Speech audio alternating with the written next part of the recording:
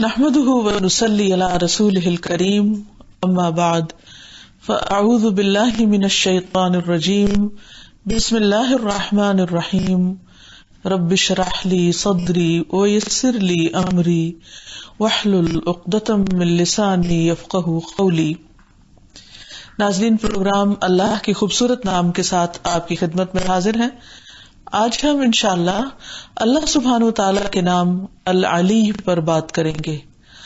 العلی بہت بلند، اسی سے ملتے جلتے اس کے کچھ اور نام بھی ہیں، جیسے الاعلی، المتعال، ذو المعارج۔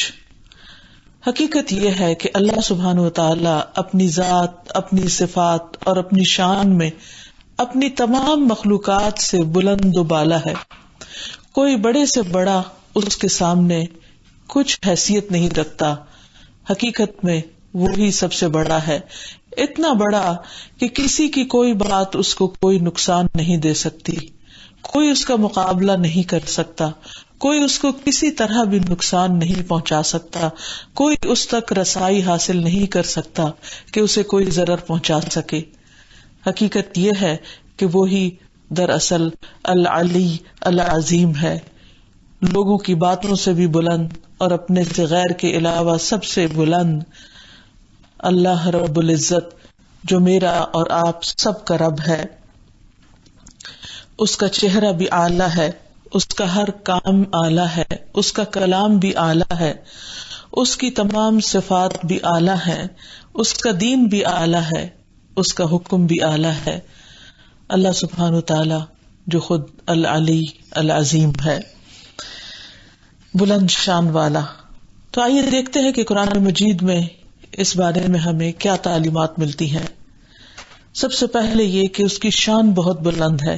سورۃ سبا میں فرمایا وَلَا تَنفَعُ الشَّفَاعَةُ عِندَهُ إِلَّا لِمَنْ أَذِنَ لَهُ حَتَّى إِذَا فُزِّعَ عَنْ قُلُوبِهِمْ قَالُوا مَاذَا قَالَ رَبُّكُمْ قَالُوا الْحَقَّ وَهُوَ الْعَلِيُّ الْكَبِيرُ۔ اس کے ہاں صرف اس کی سفارش فائدہ دے سکتی ہے جس کے لیے وہ خود اجازت دے، حتیٰ کہ جب لوگوں کے دلوں سے گھبراہٹ دور ہوگی، یعنی قیامت کے دن، تو وہ پوچھیں گے کہ تمہارے پروردگار نے کیا جواب دیا؟ وہ کہیں گے کہ ٹھیک جواب ملا ہے، وہ عالی شان اور سب سے بڑا ہے۔ اسی طرح سورۃ الحج میں فرمایا ذَلِكَ بِأَنَّ اللَّهَ هُوَ الْحَقُّ وَأَنَّ مَا يَدْعُونَ مِن دُونِهِ هُوَ الْبَاطِلُ وَأَنَّ اللَّهَ هُوَ الْعَلِيُّ الْكَبِيرُ۔ یہ اس لیے کہ اللہ تعالیٰ ہی حق ہے اور اللہ کے سوا جنہیں یہ لوگ پکارتے ہیں وہ سب کچھ باطل ہے، یعنی اللہ کے سوا جو دوسرے معبود ہیں یا جن سے لوگ امیدیں رکھتے ہیں، ان کی طرف رجوع کرتے ہیں اپنی مشکلات میں، ان کی کچھ حقیقت ہی نہیں، اور اللہ ہی عالی شان اور کبریائی والا ہے۔ اور حقیقت یہ ہے کہ اس کی بلندی کو تسلیم کرنا ہی ایمان کی علامت ہے۔ وہ اپنی ذات میں بھی سب سے بلند ہے، وہ عرش کا مالک ہے اور عرش پر مستوی ہے۔ قرآن مجید میں آتا ہے فَتَعَالَى اللَّهُ الْمَلِكُ الْحَقُّ لَا إِلَٰهَ إِلَّا هُوَ رَبُّ الْعَرْشِ الْكَرِيمِ۔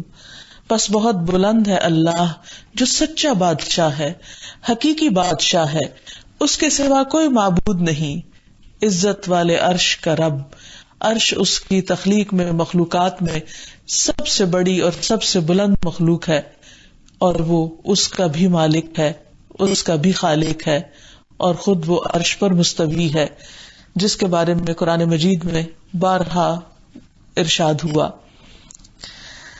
حقیقت یہ ہے کہ جب ہم اللہ سبحانہ تعالیٰ کے بارے میں سوچتے ہیں کہ وہ کہاں ہے، تو ہمارا خیال ہمیشہ بلندی کی طرف جاتا ہے، اور اوپر کی طرف ہماری انگلی خود بخود اٹھ جاتی ہے کہ وہ بلند ہے، عظیم ہے، سب سے بڑا ہے۔ حدیث میں آتا ہے کہ رحم کرنے والوں پر رحمان رحم کرتا ہے، تم اہل زمین پر رحم کرو، آسمان والا تم پر رحم کرے گا۔ تو آسمان کا لفظ بھی سمو سے ہے، اور سمو جو ہے وہ بلندی کے لیے استعمال ہوتا ہے۔ تو آسمان والے سے مراد یہ کہ وہ جو بلندیوں کا مالک ہے، وہ جو سب سے اوپر ہے، بالا ہے، رفیع الشان ہے۔ پھر لوح محفوظ بھی اس کے پاس اوپر ہی ہے. وَإِنَّهُ فِي أُمِّ الْكِتَابِ لَدَيْنَا لَعَلِيٌّ حَكِيمٌ، اور بلا شبہ یہ قرآن ام الکتاب لوح محفوظ میں درج ہے، محفوظ ہے، جو ہمارے پاس بڑی بلند مرتبہ اور حکمت والی کتاب ہے. پھر فرشتے بھی اوپر سے ہی نازل ہوتے ہیں. قرآن مجید میں آتا ہے يُنَزِّلُ الْمَلَائِكَةَ بِالرُّوحِ مِنْ أَمْرِهِ عَلَى مَنْ يَشَاءُ مِنْ عِبَادِهِ أَنْ أَنذِرُوا أَنَّهُ لَا إِلَهَ إِلَّا أَنَا فَاتَّقُونِ. وہ اپنے بندوں میں سے جس پر چاہتا ہے اپنے حکم سے وہی دیکھ کر فرشتے نازل کرتا ہے، یعنی اوپر سے ہی نیچے آتے ہیں وہ، اور ان بندوں کو حکم دیتا ہے کہ لوگوں کو خبردار کر دو کہ میرے سوا کوئی الہ نہیں، لہٰذا تم سب مجھی سے ڈرو. پھر اسی طرح سورۃ القدر میں آتا ہے تنزل الملائکۃ والروح فیہا بإذن ربہم من کل امر. اس رات میں فرشتے اور روح اپنے رب کے حکم سے ہر امر کے متعلق اترتے ہیں، ہر حکم لے کر اترتے ہیں. تو اترنے کا لفظ بتاتا ہے کہ اس کے پاس سے نیچے کو آتے ہیں، یعنی دنیا والوں کے پاس آتے ہیں، اور وہ بلند ہے، بہت بڑا. اور فرشتے کے بارے میں نبی صلی اللہ علیہ وسلم کی جو حدیث ہے جس میں آپ نے اس کو دیکھا تو اوپر دیکھا، بلندی پر دیکھا. روایت میں آتا ہے کہ آپ صلی اللہ علیہ وسلم نے وحی کے رک جانے کے زمانے کے حالات بیان کرتے ہوئے یوں فرمایا کہ ایک روز میں چلا جا رہا تھا کہ اچانک میں نے آسمان کی طرف سے ایک آواز سنی. یعنی نبی صلی اللہ علیہ وسلم پر وحی نازل ہوئی ابتدا میں، اور پھر کچھ عرصے کے لیے بالکل منقطع ہو گیا سلسلہ، اور اس عرصے میں آپ بہت پریشان رہنے لگے، اور آپ اس بات کا انتظار کرتے تھے کہ وہ فرشتہ دوبارہ آئے. تو آپ ایسے ہی جا رہے تھے تو آپ نے دیکھا تو ایک فرشتہ اوپر آسمان کی طرف نظر آیا. کہتے کہ میں نے اپنا آسمان کی طرف سر اٹھایا، کیا دیکھتا ہوں کہ وہی فرشتہ جو غار حرا میں میرے پاس آیا تھا وہ آسمان اور زمین کے بیچ میں ایک کرسی پر بیٹھا ہوا ہے. میں اس سے ڈر گیا، اور گھر آنے پر میں نے کمبل اوڑھنے کی خواہش ظاہر کی. اس وقت اللہ تعالیٰ کی طرف سے یہ آیات نازل ہوئی، یا ایھا المدثر قم فانذر وربک فکبر وثیابک فطہر. اور اس کے بعد وحی گرم ہو گئی، یعنی پے در پے پھر وحی کے نزول کا سلسلہ جاری ہو گیا.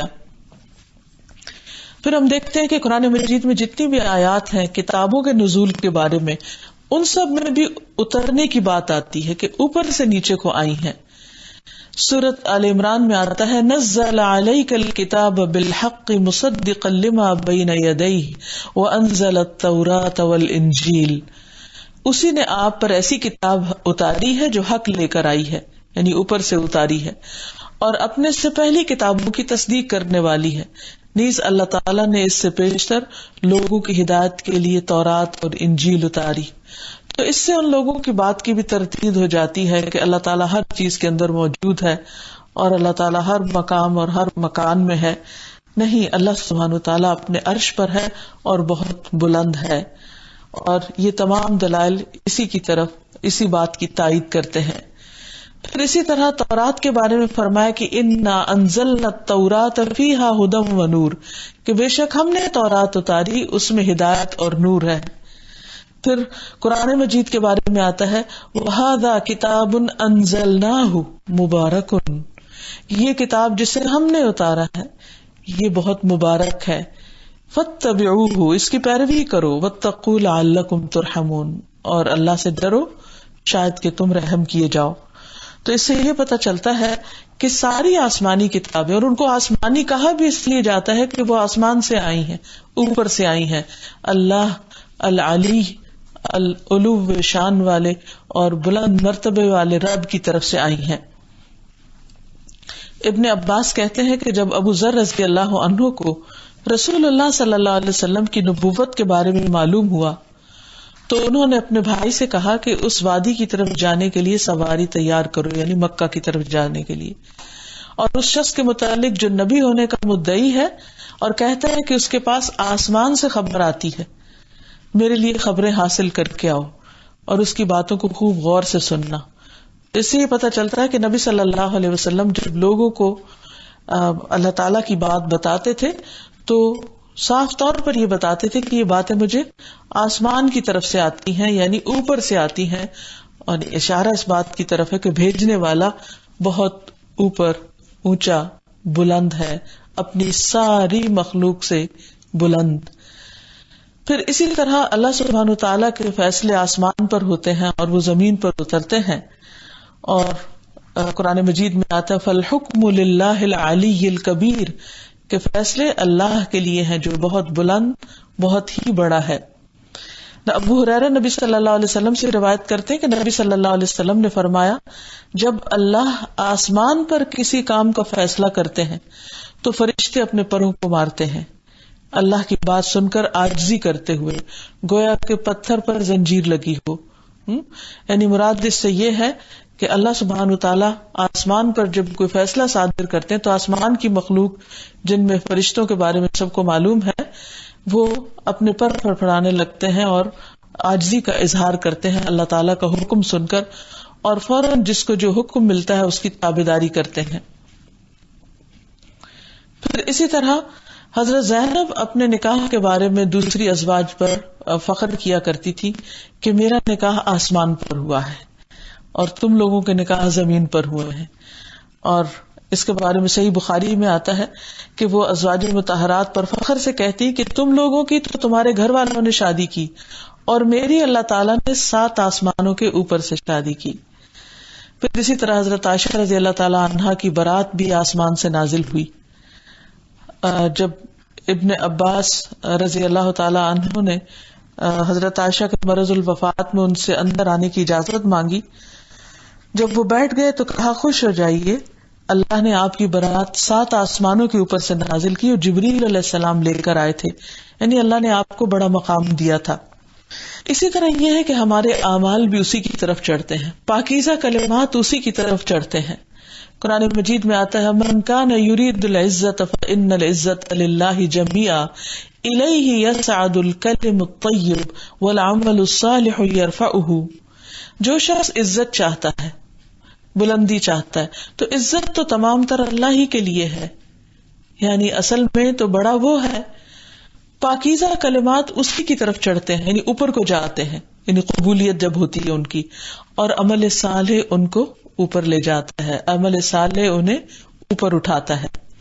پھر اسی طرح فوت ہونے کے بعد انسان کی روح بھی اوپر ہی کی طرف جاتی ہے۔ نبی صلی اللہ علیہ وسلم نے فرمایا فرشتے نیک بندے کی روح کو لے کر اوپر چڑھتے ہیں، اور فرشتوں کے جس گروہ پر بھی ان کا گزر ہوتا ہے وہ گروہ پوچھتا ہے کہ یہ پاکیزہ روح کون ہے؟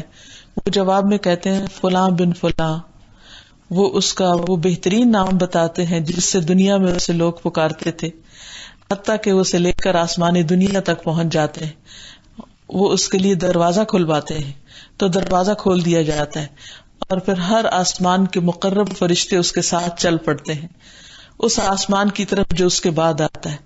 اس طرح اسے 7ویں آسمان تک پہنچا دیا جاتا ہے۔ یعنی کتنی عزت اور اکرام اس کو نصیب ہوتا ہے جو اللہ کا اطاعت گزار اور فرما بردار بندہ ہوتا ہے۔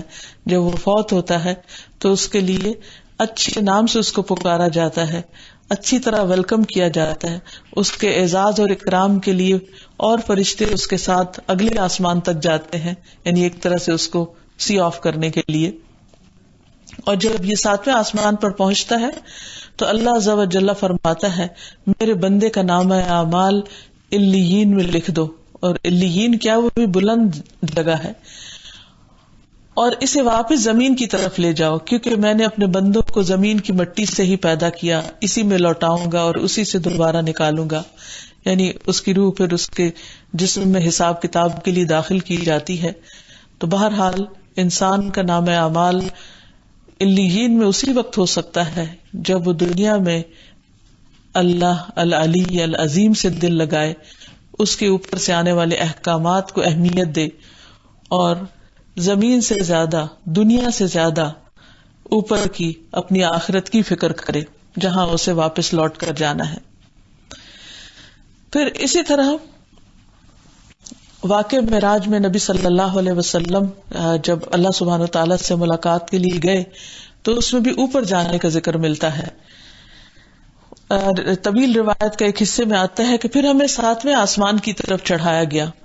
جبریل علیہ السلام نے دروازہ کھولنے کے لیے کہا تو فرشتوں نے پوچھا کون؟ کیا جبریل؟ پوچھا گیا آپ کے ساتھ کون؟ کہا محمد صلی اللہ علیہ وسلم. پوچھا گیا کیا ان کو بلایا گیا ہے؟ کہا ہاں ان کو بلایا گیا ہے، بلانے کا حکم ہوا ہے. پھر ہمارے لیے دروازہ کھولا گیا تو میں نے ابراہیم علیہ السلام کو بیت المعمور کی طرف پشت کیے ٹیک لگائے بیٹھے دیکھا. بیت المعمور میں روزانہ 70,000 فرشتے داخل ہوتے ہیں اور فرشتوں کی اتنی کثرت ہے کہ جو ایک دفعہ اس میں داخل ہوتا ہے دوبارہ واپس نہیں آ سکتا. تو اس سے یہ پتہ چلتا ہے کہ اللہ سبحانہ وتعالی اپنی ذات کے اعتبار سے بلند ہے، اپنے عرش پر ہے، اور وہ ہر چیز کے اندر حلول نہیں کیے ہوئے. جیسے عام طور پر ہم کہتے ہیں کہ اللہ تعالیٰ ہر پتے میں ہے اور ہر ڈالی میں ہے، اور نہیں، اللہ سبحانہ وتعالی اپنے عرش پر بلند مقام پر ہے. تو اللہ سبحانہ وتعالی اپنی ذات میں بلند، بڑا اور بہت ہی بڑا ہے اپنی ساری مخلوقات کے مقابلے میں، اور کوئی چیز اس کی بلندی کو نہیں پہنچ سکتی. تو خلاصہ یہ ہوا کہ اللہ سبحانہ وتعالی اپنی ذات میں بہت بلند ہے، بہت ہی بلند، اور مخلوق میں سے کوئی چیز اس کی بلندی کو نہیں پہنچ سکتی. اسی طرح اللہ سبحانہ وتعالی اپنی صفات میں بھی بہت بلند ہے. اس کی تمام صفات کامل ہیں، بہترین ہیں. وہ ہر نقص اور عیب سے پاک ہے اور سارے عیبوں سے بہت اوپر بلند و بالا ہے، کیونکہ اللہ سبحانہ وتعالی کا نام الاعلی اسی پر دلالت کرتا ہے کہ اللہ تعالیٰ تمام نقص اور عیب سے پاک ہے. وہ کسی کے بھی اپنے برابر ہونے سے یا اپنے مثل ہونے سے بالاتر ہے. فرمایا لیس کمثلہ شیء، اس کی طرح کوئی بھی چیز نہیں. ولم یکن لہ کفوا احد، اور کوئی بھی اس کے برابر یا اس کا ہمسر نہیں ہو سکتا. پھر اسی طرح وہ شریک بنائے جانے سے بھی بہت بلندتر ہے. فتعالی عما یشرکون، بہت بلند ہے اس سے جو لوگ اس کے ساتھ شریک ٹھہراتے ہیں.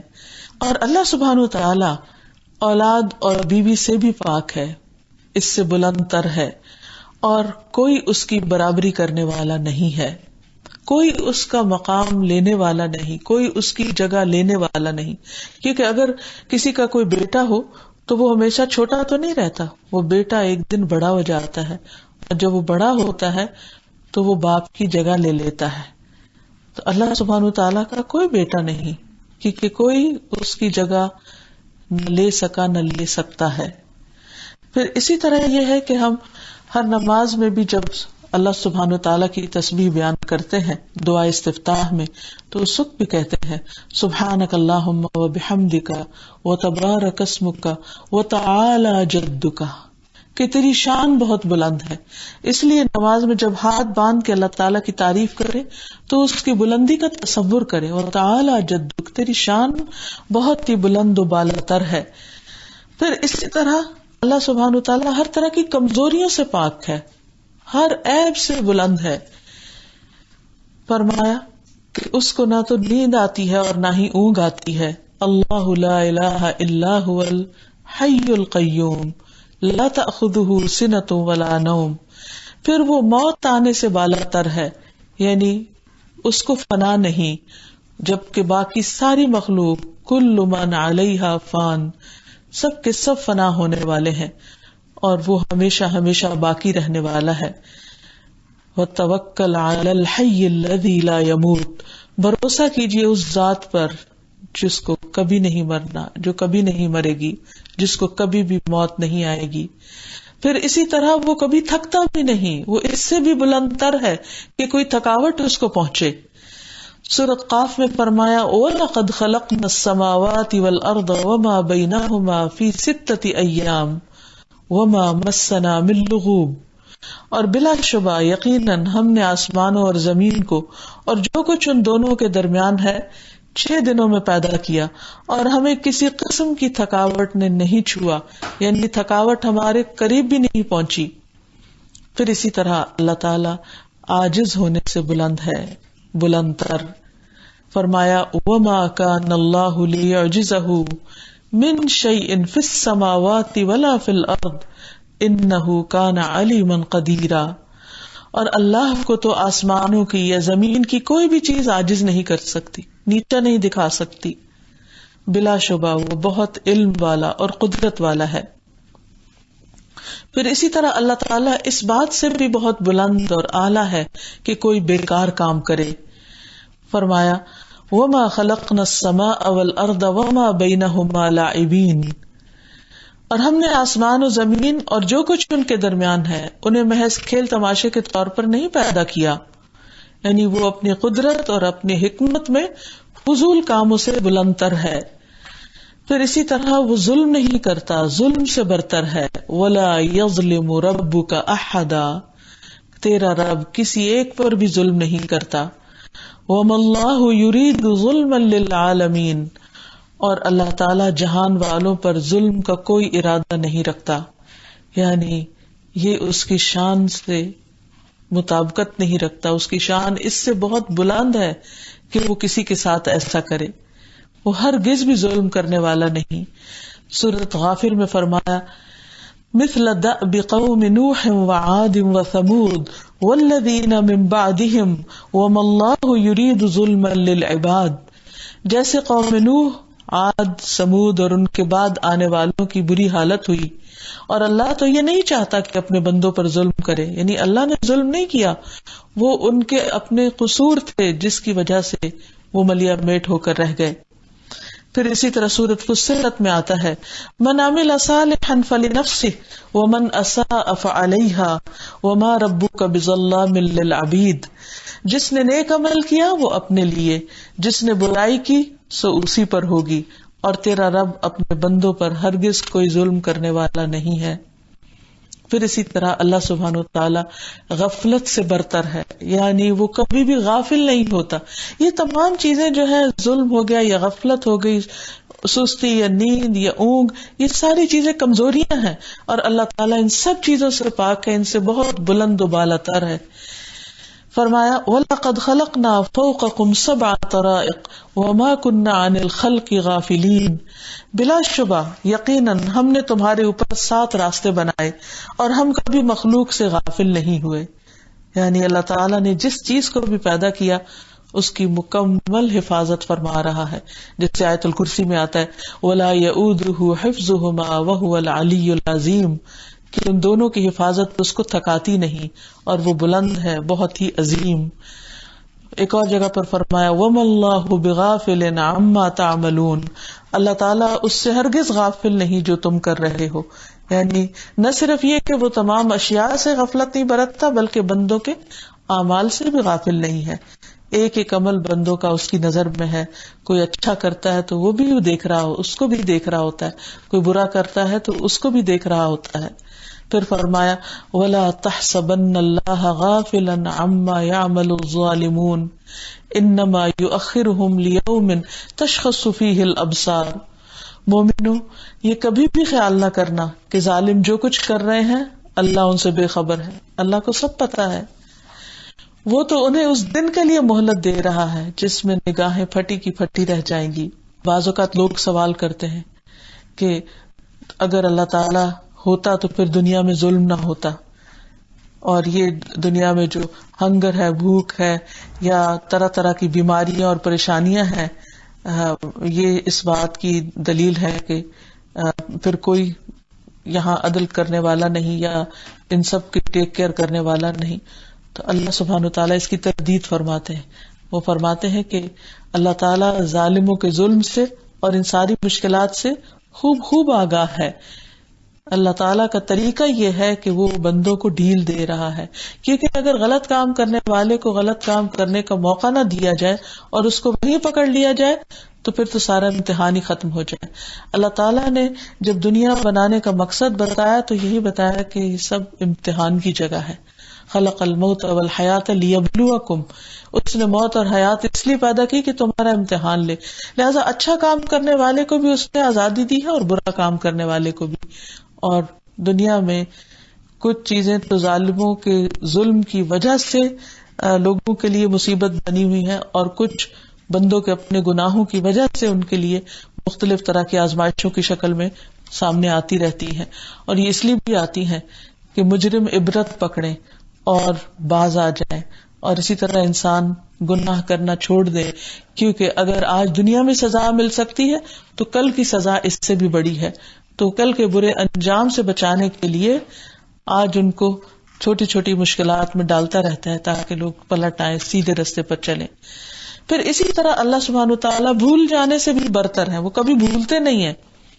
فرمایا وما نتنزل الا بامر ربک لہ ما بین ایدینا وما خلفنا وما بین ذلک وما کان ربک نسیا. اور اے نبی صلی اللہ علیہ وسلم، ہم فرشتے آپ کے پروردگار کے حکم کے بغیر نازل نہیں ہوا کرتے. جو کچھ ہمارے سامنے ہے اور جو کچھ ہمارے پیچھے ہے اور جو ان کے درمیان ہے سب اسی کا ہے، اور آپ کا پروردگار بھولنے والا نہیں. پھر وہ اتنا بلند ہے کہ اس کے اذن کے بغیر کوئی شفاعت نہیں کر سکتا. پھر وہ لوگوں کی باتیں بنانے سے بہت بلند و برتر ہے، یعنی اس کے خلاف بولنے والے اور اس کو گالی دینے والے یا اس کو برا بھلا کہنے والے اس کی شان کو کسی قسم کا کوئی نقصان نہیں دے سکتے. اس کا ان باتوں سے کچھ بھی نہیں بگڑتا، اور نہ وہ ان پر پریشان ہوتا ہے، بلکہ باتیں بنانے والے کم ہیں اور اس کے مقابلے میں اس کی تسبیح کرنے والے، اس کی حمد و ثنا بیان کرنے والے کہیں زیادہ ہیں کہ جن کو انسان گن بھی نہیں سکتا. وَإِن مِّن شَيْءٍ إِلَّا يُسَبِّحُ بِحَمْدِهِ، کوئی چیز ایسی نہیں جو اس کی تسبیح بیان نہ کر رہی ہو. وَلَٰكِن لَّا تَفْقَهُونَ تَسْبِيحَهُمْ، لیکن تم ان کی تسبیح کو سمجھتے نہیں. تو گویا اس تعریف اور تسبیح کے مقابلے میں جو ہر وقت کچھ فرشتے سجدے میں پڑے ہوئے کر رہے ہیں، کچھ رکوع میں ہیں، کچھ ہاتھ باندھ کے کھڑے ہیں، کائنات کا ذرہ ذرہ اس کی تعریف کر رہا ہے، تو اگر اس کے مقابلے میں چند لوگ بدزبانی کرتے ہیں تو وہ اللہ تعالیٰ کو کچھ بھی نقصان نہیں دے سکتے. وہ دراصل اپنا ہی نقصان کر رہے ہیں، اپنے آپ ہی کے لیے مصیبت کھڑی کر رہے ہیں. اور وہ وَلِلَّهِ الْمَثَلُ الْأَعْلَى، اللہ کے لیے سب سے اونچی مثال ہے.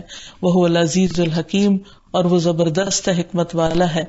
یعنی ہر وہ فضیلت یا خوبی یا کوئی کسی قسم کا اچھا ایٹریبیوٹ جو کسی مخلوق کے لیے ہو سکتا ہے، اللہ تعالیٰ کے لیے وہ کہیں زیادہ بڑھ کر اور بلندی کے ساتھ ہے. اب جب انسان اللہ تعالیٰ کی اس صفت کو سمجھ لیتا ہے، اللہ تعالیٰ کی بلندی کا احساس اس کے دل میں آ جاتا ہے، تو پھر انسان لازماً اس کے آگے جھک جاتا ہے. اور پھر جھک کر رکوع میں کیا کہتا ہے؟ سبحان ربی العالی، سبحان ربی العظیم، سبحان ربی العظیم. اور سجدے میں کہتا ہے سبحان ربی العالی، سبحان ربی العالی، کہ پاک ہے میرا رب جو بہت ہی اعلیٰ ہے، بہت ہی بلند ہے. اور نہ صرف یہ کہ انسان بلکہ ساری مخلوق اللہ کو سجدہ کر رہی ہے اور اس کے آگے جھکی ہوئی ہے اور جھک کر اس کی تسبیح کر رہی ہے. وَلِلَّهِ يَسْجُدُ مَن فِي السَّمَاوَاتِ وَالْأَرْضِ طَوْعًا وَكَرْهًا وَظِلَالُهُم بِالْغُدُوِّ وَالْآصَالِ. آسمانوں اور زمین میں جتنی بھی چیزیں ہیں، خوشی اور ناخوشی اللہ کو سجدہ کر رہی ہے. اسی طرح ان کے سائے صبح و شام سجدہ ریز ہوتے ہیں. یعنی جب سورج طلوع ہوتا ہے تو جتنے بھی درخت، پہاڑ، جو بھی چیزیں ہیں، ان سب کے سائے طویل زمین پر جھکے ہوئے ہوتے ہیں. کچھ چیزیں تو خود جھکی ہوئی ہیں جیسے مختلف جانور وغیرہ ہیں، لیکن کچھ چیزیں ہیں جو فزیکلی جھک نہیں سکتی تو ان کے سائے جھک کر اللہ کے آگے سجدہ ریز ہیں. اور اسی طرح بعض انسان بھی، اور یہ سب تکبر نہیں کرتے. پھر اعضاء کا بھی سجدہ ہے.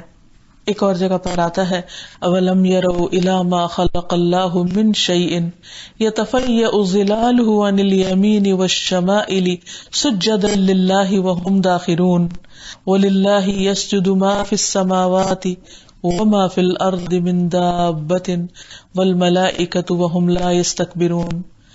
کیا ان لوگوں نے اللہ کی پیدا کردہ اشیاء میں سے کسی چیز کو بھی نہیں دیکھا کہ اس کا سایہ کیسے دائیں سے بائیں اور بائیں سے دائیں اللہ کے سامنے سجدہ کرتے ہوئے ڈھلتا رہتا ہے. اور یہ سب چیزیں انتہائی عجز کا اظہار کرتی ہیں اور اللہ ہی کے لیے سجدہ کرتی ہیں. جو چیز آسمانوں اور زمین میں ہے وہ سب کی سب کوئی بھی چلنے والا جانور، ہوا اور فرشتے، اور وہ تکبر نہیں کرتے. نہیں، ہر چیز اللہ کے آگے جھکی ہوئی ہے اور اللہ کی بلندی بیان کر رہی ہے. اور جو لوگ اللہ کے آگے جھکتے ہیں ان کا جسم، ان کے سجدے کے اعضاء بھی سب اللہ کے آگے جھکے رہتے ہیں. اور حیرت کی بات یہ ہے کہ جب بندہ اللہ کے آگے اپنا سر رکھ دیتا ہے، پیشانی اور ناک رکھ دیتا ہے، سب سے زیادہ جھک جاتا ہے، تو اللہ تعالیٰ کے سب سے زیادہ قریب ہو جاتا ہے. اور اسی میں انسان کی عزت ہے. اسی لیے جو لوگ اللہ سے محبت کرتے ہیں، جب ان کو کوئی خوشی ملتی ہے تو وہ اپنے رب کے آگے سجدہ ریز ہو جاتے ہیں. اور ویسے بھی ایک ایک سجدہ جو ہے وہ انسان کے درجات اللہ تعالیٰ کے حضور بلند کرنے کا سبب بنتا ہے. اور ہر سجدے کے عوض انسان کا درجہ بلند ہوتا ہے اور اس کا گناہ معاف کر دیا جاتا ہے. اور سجدوں کی کثرت انسان کے لیے جنت میں داخلے کا ذریعہ ہے. نبی صلی اللہ علیہ وسلم کے خادم تھے جو آپ کے لیے پانی بھر کے لایا کرتے تھے، رات کو آپ کے قریب سوتے تھے. تو آپ ان سے اکثر پوچھتے تھے کہ بتاؤ کوئی ضرورت ہو تمہیں. تو ایک دفعہ آپ نے جب اسی طرح ان سے پوچھا تو انہوں نے کہا کہ میں جنت میں آپ کی رفاقت چاہتا ہوں. آپ صلی اللہ علیہ وسلم نے فرمایا پھر سجدوں کی کثرت سے میری مدد کرو. تو گویا انسان کے لیے جھکنا بلندی کا باعث ہے اور اللہ سبحانہ وتعالی حقیقت میں بلند ہے. پھر اسی طرح جب انسان اللہ تعالیٰ کی عظمت کو پہچان جاتا ہے تو پھر انسان کو نمازوں کی پابندی کرنی چاہیے. جیسے ہی نماز کا وقت آئے ہر کام چھوڑ کر اللہ تعالیٰ کی طرف دوڑ پڑنا چاہیے. مشکل وقت ہو تو اللہ تعالیٰ سے سجدے کے ذریعے مدد حاصل کرنی چاہیے، سجدے کا سہارا لینا چاہیے. پھر اسی طرح انسان کو اللہ کی رضا کے لیے ہر کام کرنا چاہیے، اس کے لیے مخلص ہو جانا چاہیے. اور اس نام سے دعائیں بھی کرنی چاہیے، خاص طور پر رکوع اور سجدے طویل کرنے چاہیے جن میں اللہ تعالیٰ کی بلندی بیان کی جائے. اور پھر اللہ تعالیٰ کے اس نام کا ذکر لا حول ولا قوت الا باللہ العلی العظیم کے طور پر بھی کثرت سے کیا جائے. اسی طرح آیت الکرسی میں بھی یہ صفت اللہ تعالیٰ کی بیان ہوئی ہے. تو جب انسان کو اللہ سبحانہ وتعالیٰ کی بلندی کا احساس ہو جائے تو پھر کثرت سے اللہ تعالیٰ کا ذکر کرنا چاہیے، کیونکہ اسی سے انسان کے درجات بلند ہوتے ہیں. ایک شخص نے نبی کریم صلی اللہ علیہ وسلم کی خدمت میں حاضر ہو کر عرض کیا، میں قرآن سے کچھ پڑھ نہیں سکتا. اور آج بھی بہت سے لوگ ایسے ہیں کہ جو قرآن مجید پڑھنا نہیں جانتے. تو اس نے کہا کہ آپ مجھے کوئی ایسی چیز سکھا دیں جو مجھے اس کے بدلے میں کفایت کرے. یعنی ہر شخص کا شوق ہوتا ہے کہ وہ اللہ کے کلام کو پڑھ سکے، لیکن بعض اوقات بچپن میں والدین نہیں پڑھاتے یا کوئی موقع نہیں ملتا تو انسان اس بہت بڑی سعادت سے محروم رہ جاتا ہے. مگر شوق کا کیا کیجیے. تو ایسی صورت میں آپ صلی اللہ علیہ وسلم نے جو کلمات سکھائے اس میں ایک طرف اللہ تعالیٰ کی تسبیح اور پھر اللہ تعالیٰ کی بلندی کا ذکر ہے. اور یہ کلمات انسان کے اس کلام کے نہ پڑھنے کی کمی کو پورا کرتے ہیں.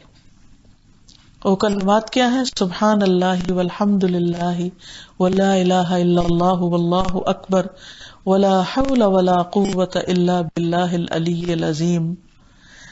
کہ اگر کوئی شخص قرآن مجید کی تلاوت نہیں کر سکتا، بعض اوقات پڑھنا تو آتا ہے لیکن کوئی مجبوری ہوتی ہے، مثلا بیٹھ نہیں سکتا یا نگاہ چلی جاتی ہے اور حافظے میں کچھ زیادہ نہیں، یا انسان بڑھاپے کی وجہ سے ہمت نہیں پاتا کہ وہ زیادہ دیر بیٹھ کر تلاوت کر سکے، تو ان کلمات کو زیادہ سے زیادہ دہراتے رہنا چاہیے. تو انشاءاللہ وہ کلام اللہ کو ایک طرح سے کفایت کریں گی.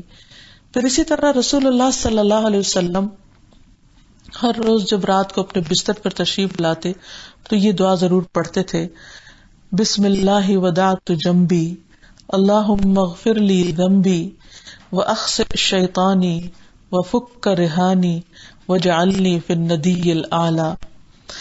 اللہ کے نام کے ساتھ میں نے اپنا پہلو رکھا، اے اللہ میرے گناہ بخش دیجئے اور میرے شیطان کو ذلیل کر دیجئے اور میری قید کو کھول دیجئے اور مجھے اعلیٰ و عرفہ مجلس کا ہم نشین کر دیجئے، یعنی وہاں بلند مقام اپنے ہاں عطا کیجئے. تو اللہ سبحانہ تعالیٰ سے دعا ہے کہ وہ ہمارے دلوں میں اپنی بلندی، اپنی عظمت اور اپنی بڑائی کا پورا احساس پیدا کر دے، تاکہ ہمارے دلوں سے اپنی بڑائی اور تکبر اور غرور کے جذبات ختم ہو جائیں۔ اللہ سبحانہ وتعالی ہم سب کا حامی و ناصر ہو۔ وآخر دعوانا ان الحمد للہ رب العالمین۔